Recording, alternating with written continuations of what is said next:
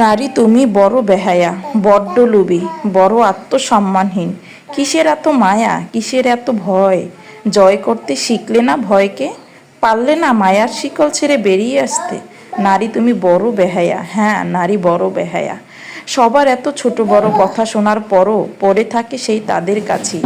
জানে তারা তাকে পছন্দ করে না, যখন তখন বাবা মা তুলে কথা বলে, তারপরও হাসি মুখে তাদের মাঝেই পড়ে থাকে। আর রাতের অন্ধকারে চোখের পানি ফেলে, তারপরও তাদের কাছেই থাকে। নারী তুমি বড্ড লোভী, হ্যাঁ নারী, হ্যাঁ লোভী। সন্তান সংসারের লোভে সব কিছু মেনে নেয়। পুরুষকে যদি এরকম শ্বশুরবাড়ির লোক ছোট বড় কথা শোনাতো, তাহলে সে কখনো তাদের বাড়িতে পাও রাখতো না। অথচ নারী তুমি তারপরও পড়ে আছো তাদের মাঝে। নারী তুমি আত্মসম্মানহীন। লেখাপড়া শিখে কি করছো? নিজের আত্মসম্মানের শিক্ষাটা নিতে পারোনি? নারী তোমার কিসের ভয়? এই সমাজ কি পেরেছে এত উন্নত হতে? এখনও কেন প্রতিবাদ করলে নারীকেই শেষ পর্যন্ত কথা শুনতে হয়? নারীর দিকেই কেন অভিযোগের আঙ্গুলটা তুলে বলতে পারো, তাই তো আমরা নারীরা বেহায়া, আত্মসম্মানহীন, বেহায়া আত্মসম্মানহীন লোভী পড়ে থাকি সেই তাদেরই মাঝে। পারিনি প্রতিবাদ করতে, পুরুষের মতো হতে পারিনি সম্মানের অধিকারী, এত লজ্জাবোধ সম্পন্ন হতে পারিনি। যদি পারতাম তাহলে বৃদ্ধ বয়সে নানি নাতনিদের সাথে 40-50 বছর বয়সের সংসারের জীবনের গল্পটা আর হয়তো বলা হতো না।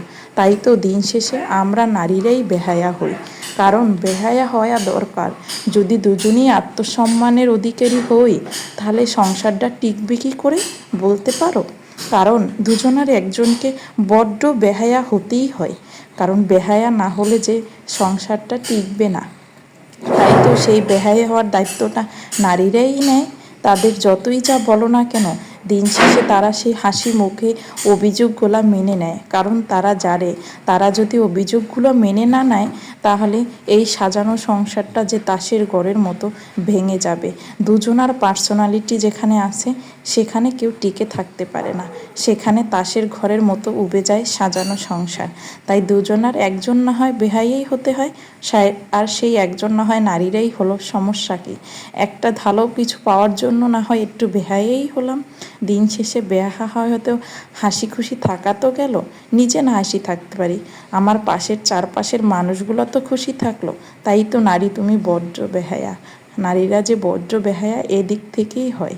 তাই তো দিন শেষে হাজারো হাজারো সংসার টিকে আছে নারীদের বেহায়ার কারণে। তারা যদি অতিরিক্ত আত্মসম্মান দেখাতে যায়, তাহলে যে এই হাজারো হাজারো লেখা গল্পগুলো আর গল্প হয়েই থেকে যাবে, বাস্তবে চোখে দেখা যাবে না। তাই তো দিন শেষে বেহায়াই ভালো, বেশি আত্মসম্মানই হতে নাই।